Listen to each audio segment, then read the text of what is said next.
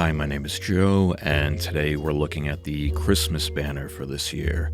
As far as power creep goes, I put Christmas banners typically right behind CYL as far as like pushing the game into a new age. Like last year's Christmas banner, we had like the Three Houses Christmas. All four of those units were the pinnacle of their respective unit type, and I'm expecting nothing different here.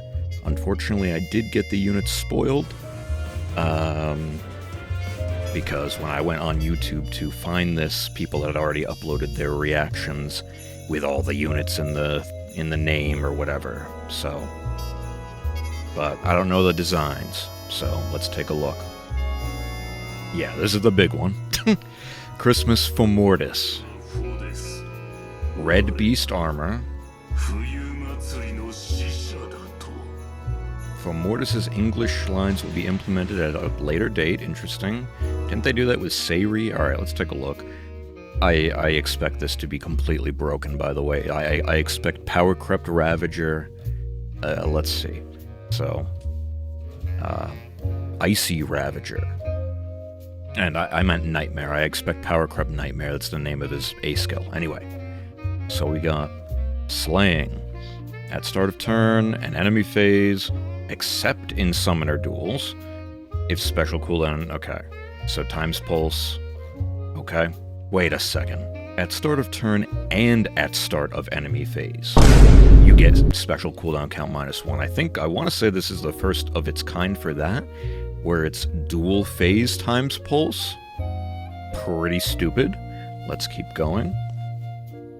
If foe initiates combat or foe's HP is greater than or equal to 75% at start of combat, inflicts penalty on foe's attack defense equal to 20% of unit's defense at start of combat, +6. We've been seeing this a lot on the recent armors where it's like that massive daunt based on your stats, and then plus a flat amount. That's like the new thing, I guess. Unit deals +X damage, and X equals the value of the number of foes defeated by unit's team on the current turn, and the number of foes that have already performed an action, ×3, +10, max 19. Very interesting. This is kind of piggybacking off the legendary male Shez, where he has the condition where it's like he does more damage based on how many times your team has attacked. So it's kind of like that, but it's based on how many people have been defeated and how many people have performed an action. So it's kind of like a hodgepodge between those two and like the session skills almost. Max 19 is a lot. Player phase and enemy phase are counted separately. Okay. Reduces damage from foes' attacks by X, excluding AoEs, thank God. And neutralizes effects that inflict, okay, so tempo, and also, okay, and then also times pulse 4. Oh, X is the same value as the other thing, where it's how many people have been defeated and how many people have acted. Oh my god. So that's a max of 19, and you could get up to 19 flat DR. What the hell? Are you for real? That's so much. And this guy's gonna have Shield Fighter because he has Aegis. We already know. And then he has the Armored Beast transformation where he gets attack +2 and DC. Let's keep it pushing. I'm hoping for a different flavor of Shield Fighter. And it's just Shield Fighter. Alright. So let's get into his Power Crept A skill, Lead-In Regrets. We get Power Crept Transform condition. We've been seeing this a lot on all the new Beast units. We're in a Beast and Armor renaissance right now. And all of the Beasts are getting like some flavor of easier transform condition, whether it's in their weapon or the ace slot with like Fortune or whatnot. If unit is transformed or if foe initiates combat, inflicts attack defense -10 on foe, that's a lot. Reduces damage from foe's follow-up attack by 80%, that's a lot. This is pierceable though, but at least you're getting it in your A slot instead of in your B slot or your weapon, which is interesting. And reduces the percentage of foe, okay, and then 50% DR shred. If foe initiates combat, after combat, the closest foes within 4 spaces of target have their actions end immediately. I was expecting a lot more. I was expecting some kind of flat DR to also be in this, to be honest. But, I mean, the weapon is insane. The ace skill, less so. You mainly just get the easier transform condition, which is always good. Attack defense minus 10 on top of the daunts from the weapon is also really nice, but pierceable DR, even if it's upwards of 80%, is kind of a meme at this point. Piercing is literally everywhere. Every modern unit pretty much has piercing. There's piercing support, like, I don't know. Pierceable DR is kind of a meme. So that's a little disappointing, but it is what it is. And then the ending actions thing is pretty much the same. I don't remember if the original Four Mortis was also 4 spaces, or if this is bigger, but Firm Canto Curve exists, so this is also kind of a meme. A little disappointing. And then he has Shield Fighter, which is the best skill in the game right now. We're still getting this, like, attack speed 4 version. I'm wondering if there's going to be a different version with different stats, but I don't know. You're getting attack minus 4 on everybody you put this on. That's really the important part. And then we have attack defense Briar Far Save. So is this different than Twin Far Save? Let's see. So if foe's range equals 2, grants attack defense plus 40 unit and I see. And reduces damage from foe's first attack by 5 during combat, including Brave. And unit's next attack deals 40% of foe's attack damage prior to reductions. Resets at end of combat. So this is a different branch of the tier 4 saves. So the twin versions, the original tier 4 versions, that their thing is giving you the healing at the end, I believe, like plus 7 healing at the end of combat. The Briar version appears to be 5 flat DR. One is obviously better than the other. Like, this is crazy. So he has up to 19 flat DR in his weapon, and then an additional, like, guaranteed 5 on the first attack from his C skill. And then he has 80% pierceable DR on follow-up attacks in his A skill, on top of a shitload of attack defense daunts. So I think this unit is going to be good. I mean, it's coming with Shield Fighter is enough to be good, honestly, but yeah. I don't know if this is going to be the best armor in the game, but yeah. Really, really strong looking. If anything, the preference A is the weakest part somehow, which is a little goofy for a Christmas unit. He's just wearing a scarf. You already know this guy's going to have like 215 BST or something. Okay, so this Petra has effective against Beast, by the way, so let's see how he does. Okay. He actually almost dies to this, this uninvested Petra. Well, actually, she has, like, presumably the Insight from the Knot and Hexblade from, Nidavellir, to be fair. But, this Petra wasn't an incredible unit by any means. I think she was okay, but yeah, seeing your new shiny seasonal armor almost get one shot. Not super nice looking. Who is this Shez? Oh, I love this art. What? Who's the artist? As a winter envoy, I have to be sure not to get lost. Green Dagger Cav. Yes. Yeah, okay. So since this is female Shez, by the way, you see that she has the effectiveness in combat, so she's gonna have that. Let's see. So, Slaying. Brave. At start of turn, if unit's HP is greater than 25%, grants attack speed plus 6, Insight, and special cooldown charge plus 1 per attack during combat to herself and allies within 2. Very, very nice to just get Insight. And special charge plus 1, kind of a meme, but still has some use, honestly. But you're mainly here for the Insight, which is really, really, really nice to have for any of your player phase teams. Anyway, at start of combat, if unit's HP is greater than or equal to 25%, grant bonus to units. Omni equals number of foes within 3 rows or 3 columns. Yeah, blah, blah, blah, plus 14. It's going to be 14 most of the time, based on 3x3. Okay. Deals damage equal to 20% of unit speed, excluding AoEs, and then 7 flat DR. Okay. This is not the craziest weapon we have ever seen, but it's probably just because the A skill is going to be cracked, I assume.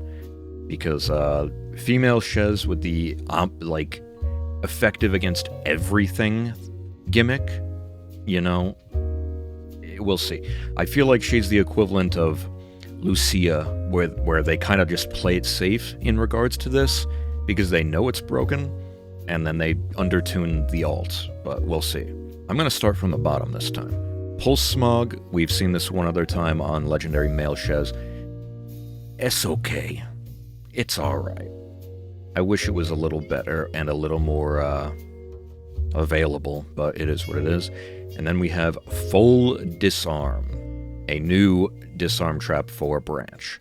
So, inflicts speed defense minus X, X equal number of bonuses on unit, excluding stat bonuses, and penalty effects active on foe. Okay. Max 12, which is kind of a lot to get in your B slot, honestly. And we're seeing this a lot these days where you're debuffing people based on their bonuses and penalties now. That's like also a new thing that's happening, so she's getting that, max 12, and tempo. And then you have the disarm trap thing where you lower the HP conditions by 10, and so you can, like, eat the trap, you know? That's just the disarm trap thing. But what you're getting here is speed defense minus 12 at max, and then tempo. A dagger nuke, couldn't ask for more. Pretty solid. Okay, now we're getting to the juicy stuff. Swift Ice. If unit initiates combat or is within 2 spaces of an ally, grants Omni plus 8 to unit, reduces damage from foe's first attack by 30. Okay, that's kind of a meme. Why? That's like, why even have this at this point, but whatever. No follow-up, and 50% DR Pierce. Pretty good so far. If unit initiates combat against a non-dragon, non-beast infantry foe, and unit's speed is greater than foe's speed plus 20, grants effective against all during combat. Otherwise, if unit initiates combat and unit speed is greater than foe's speed plus 5, grants effective against all weapon types to unit. Oh. Okay. So the normal condition is not a dragon, not a beast, greater than foe's speed plus 20. Then you get it. But if you're fighting a dragon or beast unit, your speed only needs to be greater than foe's speed plus 5. I believe this is new. I think the OG female Shez only had the one condition, so this has 2, one of them being more lenient. So, yeah, I mean, this is really good, obviously, and she's getting a good amount of stats, like, between the A slot and the B slot, and the C slot, I guess, if you're going to keep this, you're getting upwards of, like, 23 effective attack speed. Pretty cool. But, I don't know, man. This seems a little underwhelming right now. She is body-bagging Ike in this. Barely. Alright, who's next? Hortensia. Another staff, I imagine. Cav staff. Horrible art, I hate it here. Oh my, what is that? Ice lock? Okay. Snowman staff. We've got slaying and dazzling. Okay. Unit can move to space within 2 spaces of any ally within 2 spaces of unit. Really nice. Always nice to see this on a support unit. If a rally or movement assist is used by this unit, grants a foe penalty doubler and special cooldown count -1 to unit, target, ally, and allies within 3 after movement. So I guess she has Kanto. Wow. This is really strong. What the hell? Foe penalty doubler keeps getting more value with the more penalties in the game. It's a really decent status. And then just getting, you know, special cooldown count -1 for your whole friggin' team, seemingly, if it's within 3 of target. Like, that's just really good. Anyway, if unit is within 3 spaces of an ally, grant bonus to unit's attack speed +6, +20, of unit speed at start of combat. Neutralizes effect, okay, so no follow-up. And 20% true damage based on her speed, excluding AoEs. Okay. So combat-wise, you're not really looking at much, assuming there isn't some crazy skill. But having this warping and having this faux penalty doubler special cooldown count acceleration support on within 3 is really, really good. Like, it could just be this effect and it would be really decent to have. Let's keep it pushing. Oh, hold on. I need to read this. Ice Lock Plus. This skill is treated as a rally assist skill. Does this mean, like, is this their way of making arena viable healers? Question mark? Like, will the SP be increased? I don't know. Anyway, restores HP equal to 40% of unit's attack, minimum 6 to target ally, and grants defense res plus 6 to target ally for 1 turn. And also, if there is no Divine Vein Ice currently applied by unit or allies, applies Divine Vein Ice to 2 spaces away from target for 1 turn. Okay, we could stop here and this would be insane. What the hell? And this is inheritable? This is inheritable assist healing plus ice terrain. What the hell, boy? I'm kind of... I mean, it could stop here, and I would want a copy of this for ARD. I'm going to be completely honest, but let's keep it pushing. If used on turn 2 onward, also grants another action to unit and inflicts restrict... Okay, gravity. It's kind of like Magic Shield where you refresh yourself after turn 1, and that's it. Wow. This is kind of cracked. And I'm thinking about this from an ARD perspective initially, like a rally trap that sets up ice, but... from an ARD point of view, Brave Robin is still really good. So, there's an overlap of utility there. However, on ARO, a unit like this, where you can get faux penalty doubler and special acceleration, and set up the ice, yeah. That's going to be really good. SD, just being able to set up the ice whenever you want, is really good, and refresh yourself. I think this unit's going to be good. Just because of this and that one effect from the weapon. Then she has Holy Pressure, Catch, which is like kind of outdated at this point, but whatever. Poetic Justice, I was kind of expecting a new branch of this B skill, but it is what it is. And then Twinkling Anima. This unit is already getting another preference C slot, and it's been like not even a year, right? Since her attuned or rearmed, whatever, came out. Anyway. At start of turn, if unit's HP is greater than 25%, grants attack speed plus 6, Canto 1, and neutralizes penalties to units within 3. This is what her original C slot did, I believe. At start of turn, if unit's HP is greater than 25%, inflicts speed res minus 7, panic, and discord on closest foes to any foe within 3 of those foes through their next actions. Holy shit. Huge. And then, if unit is within 3, attack speed plus 5 to unit, tempo, and then 50% DR piercing. Oops. Yeah, this is really good.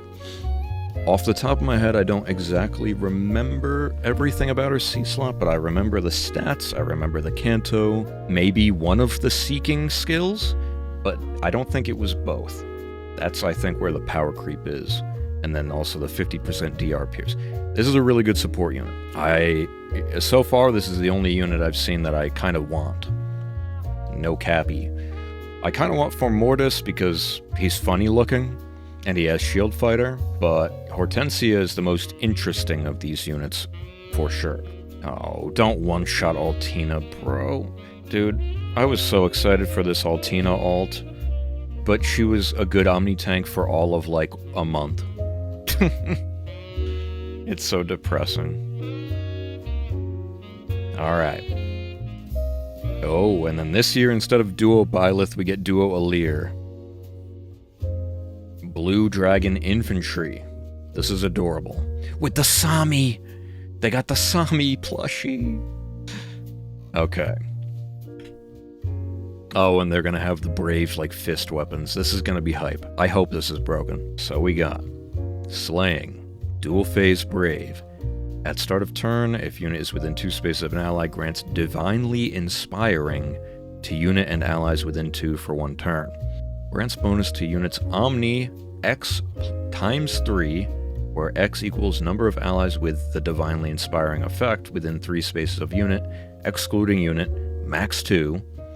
So 2 times 3, 6. Quick maths. Okay, so Omni plus 6 grants special cooldown count minus X to unit before foe's first attack, so that would be 2. And when unit deals damage to foe during combat, restores 8 HP to unit during combat. This status is kind of crazy. Like, the stats or whatever, 8 healing to everybody during their combat is good. And then 2 special jump to everybody just for free, just for existing. I mean, that's kind of cracked. Simple but cracked. Anyway. If unit is within 3 spaces of an ally, grants Omni plus 5, and inflicts penalty on foes. Omni equals number of distinct game titles among allies within 3, times 3 plus 4, max 10. So, if this unit is in combat, you're effectively getting Omni plus 15, okay. Unit deals plus X damage, X equals 5 times the number of units, okay. Max 15, excluding AoEs, and reduces damage from foe's first attack by X during combat. And then if foe's range equals 2, you get the dragon thingy. Okay, this is really good, I think. Big stat swing, big true damage, 15 true damage on a brave unit, by the way, and then 15 flat DR on top of the Divinely Inspiring stuff. So you're gonna have like pre-charged Dragon Roar DR. So this unit's going to be annoying to take out. Let's keep it pushing.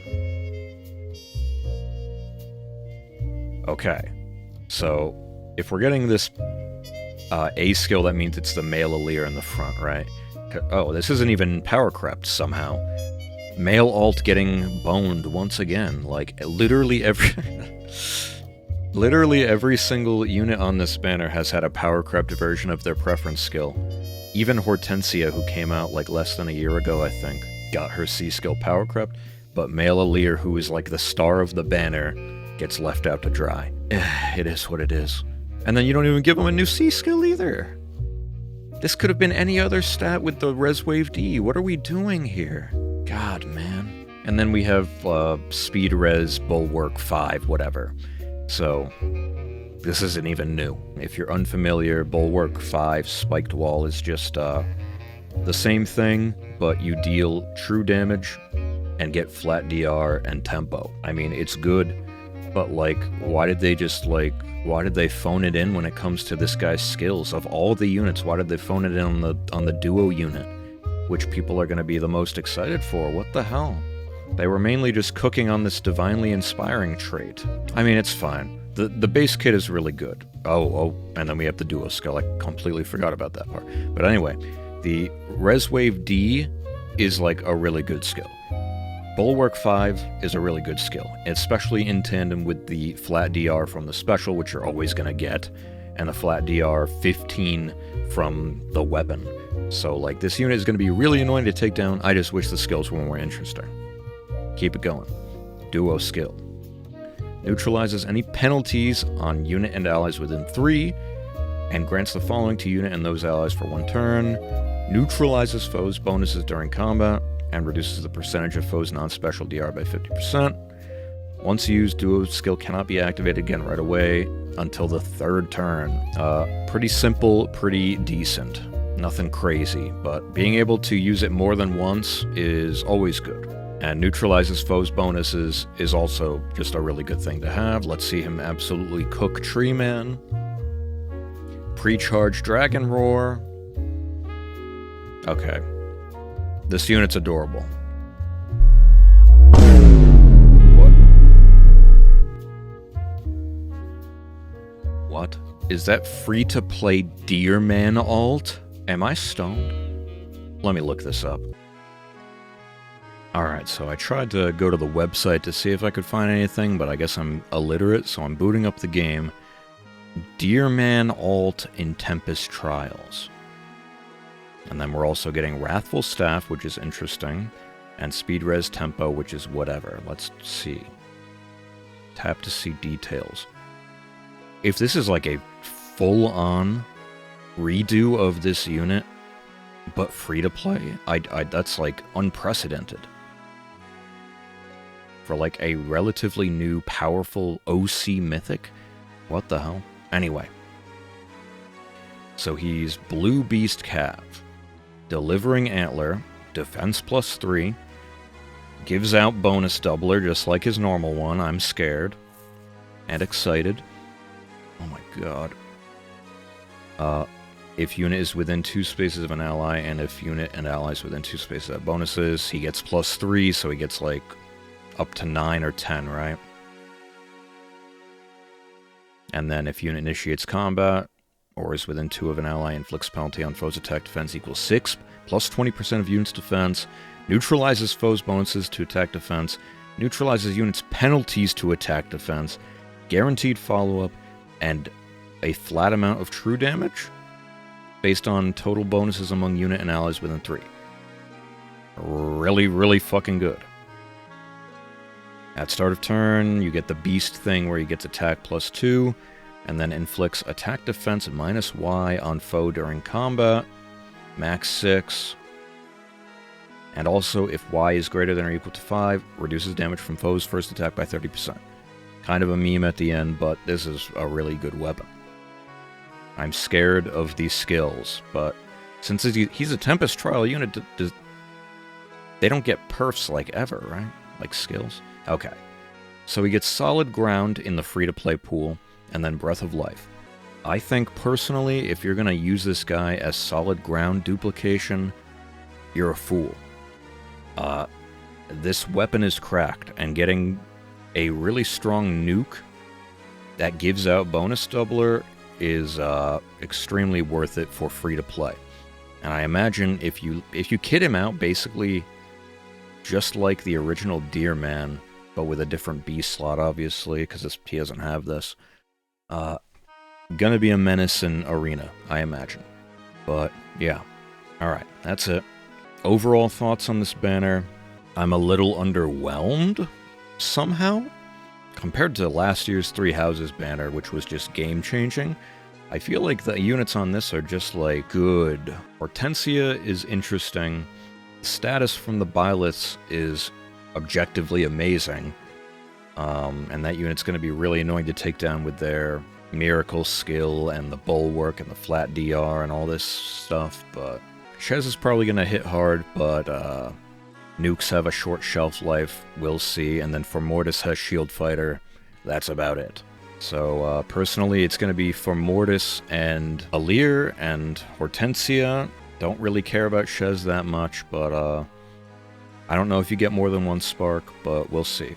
We'll see tomorrow. And honestly, I might merge up Deer Man. Anyway, my throat is starting to hurt. I've been talking for like 40 minutes straight. And I forgot to turn the rat on, so you're getting a very small rat at the end. That's going to be all for me today. Thank you all for watching. I appreciate you. I'll see you in the next one for this summoning video, I guess. Alright. Bye.